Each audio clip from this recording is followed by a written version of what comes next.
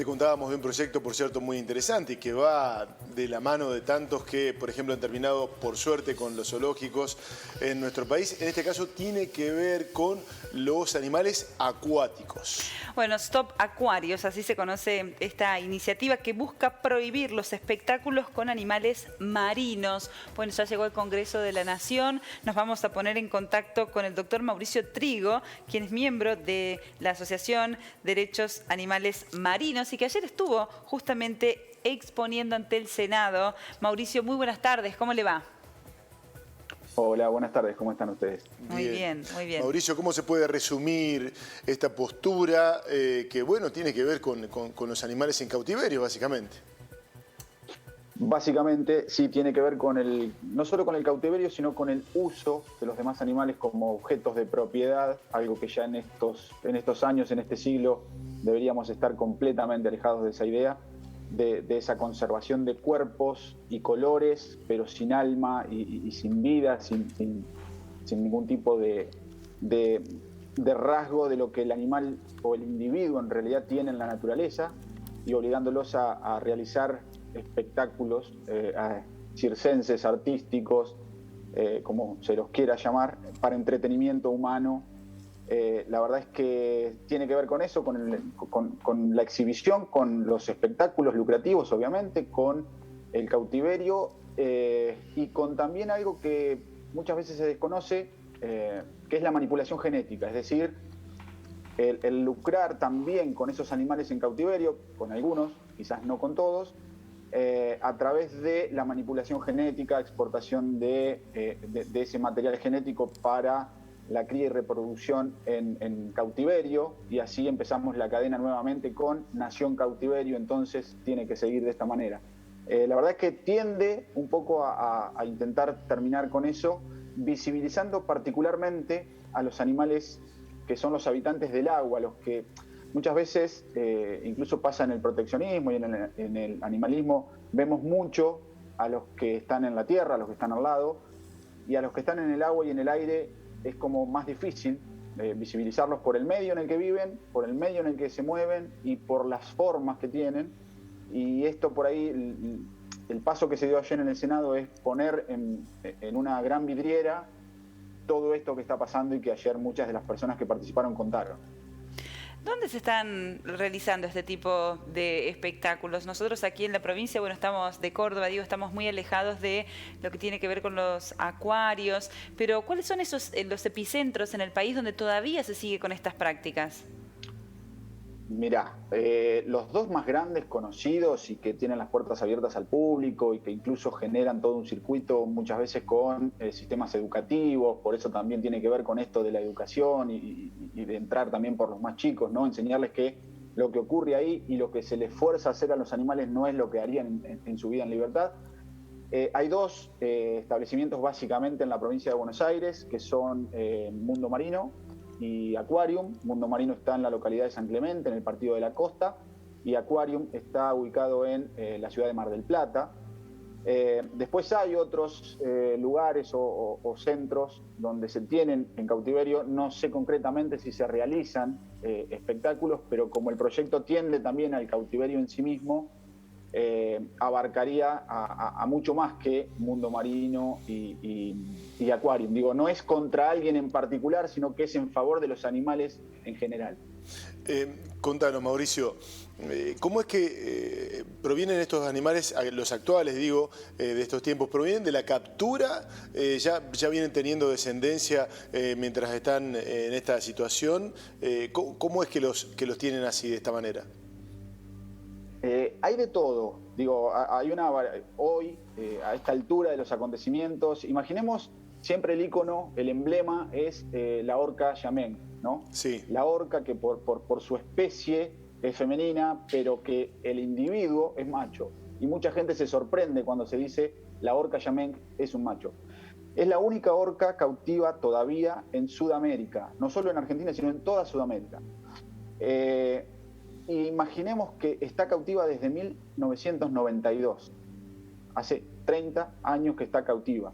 Tenía 2 o 3 años cuando la capturaron. Más allá de la discusión que la empresa, porque la verdad es que Mundo Marino tiene una doble cara, una doble fachada, y esto lo digo no con términos peyorativos, sino porque es real. Es una fundación, pero también es una sociedad anónima, claro, es una empresa. La versión oficial es que la orca con su familia varó en las costas de la provincia de Buenos Aires.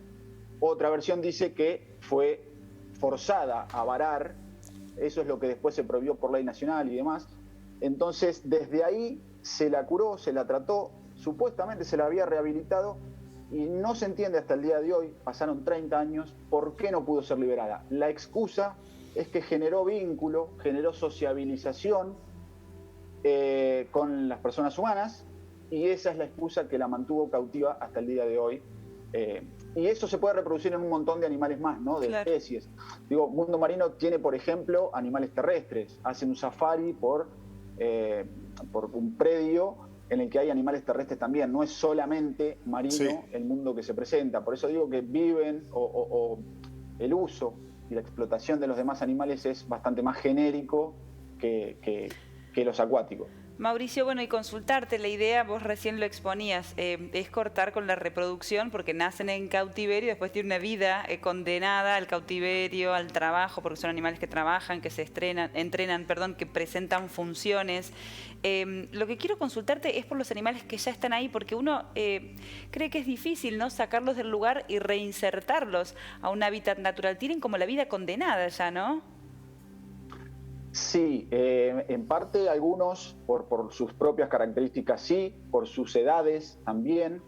Lo cierto es que, por ejemplo, ayer el licenciado Ferrari, que fue quien abordó la parte desde el lado científico, yo soy abogado, así que no puedo meterme en cosas que no conozco, pero explicó muy brevemente, pero gráficamente, el tipo de patologías que desarrollan los animales en cautiverio y forzados a hacer una y otra vez las mismas acciones para entretener y para...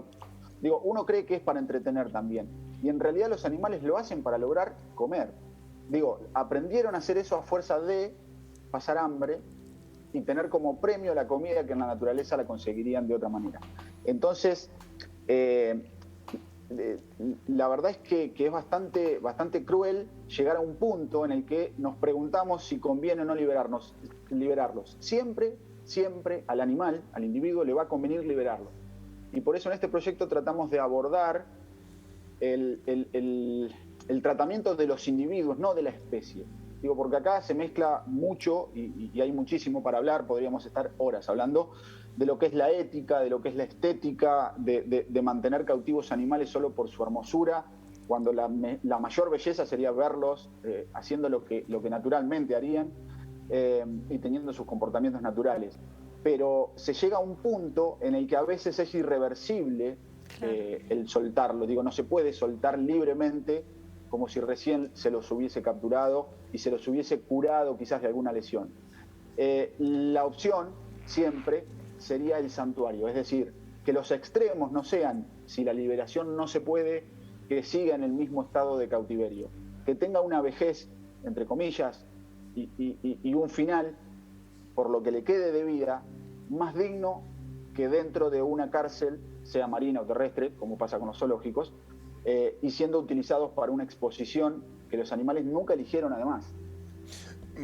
Es llamativo y vale la pena transitar nuevamente por esto que vos describiste de alguna manera, esta especie de doble moral que hay en estos lugares, porque incluso llevan a los chicos de los coles para decirles, claro, mirá lo que es la naturaleza, qué linda que es la naturaleza. Ellos te lo presentan así, de hecho se presentan como defensores de la vida natural y silvestre, y en realidad está ocurriendo casi todo lo contrario, ¿no? Exactamente, sí. A ver, yo vivo a 150 kilómetros de la costa bonaerense, de San Clemente, que es la localidad donde está Mundo Marino, y siempre estuvo esto de la publicidad y la folletería en las escuelas primarias, secundarias, los descuentos para las personas que son de la región, siempre estuvo circulando eso. Entonces uno es como que desde chico termina aprendiendo, normalizando y naturalizando que esta forma de convivir con los animales es la correcta, y la verdad es que justamente nos informaron todo lo contrario, ganando además muchísimo dinero a raíz y a costa del uso de esos animales. Mauricio, ¿y qué creen que va a pasar ahora en el Congreso de la Nación? Ustedes presentaron el proyecto, consultarte por los legisladores que lo acompañan, tienen avales, pudieron hacer algunos números. ¿Qué creen que va a suceder? Sí, el proyecto ingresó por la Cámara de Senadores, lo impulsa en principio la senadora Nora Jiménez del Valle, y la verdad es que fue un trabajo que se vino haciendo desde hace 1 año y pico, casi 2 años. No es nada es casualidad, y el hecho de que se hayan sumado muchas personas también tiene que ver con estos 2 años que pasamos nosotros mismos, los humanos, en cautiverio, un aislamiento, que no solo nos demostró que todo lo que dañamos a la naturaleza, sino que nos demostró que no podemos vivir encerrados. Entonces eso también hizo que mucha gente se sumara y se intentara poner en el lugar de esos animales. Son más de 10, creo que son 12 o 13 ya los senadores que adhieren a este proyecto, que ya pusieron su firma acompañando este proyecto. A ver, hacer futurología en estos tiempos políticos es bastante difícil, pero uno ve que la voluntad de impulsarlo y de aprobarlo está. Seguramente va a haber un montón de preguntas que incluso a los legisladores y sus asesores se les van a presentar, van a surgir, trataremos de darles respuestas. Seguramente habrá propuestas de modificación en algunas redacciones de artículos, porque nada es perfecto desde el inicio. Es más, es probable que una ley no sea la perfecta tampoco, tratamos de hacerla mejor, pero es probable que no sea la perfecta y después tenga modificaciones y se sanciona. Nosotros vemos que la voluntad de impulsarlo y de aprobarlo está. Insisto, de más de 70 senadores que componen la Cámara, que 12 o 13 ya tengan la firma y el acompañamiento es mucho.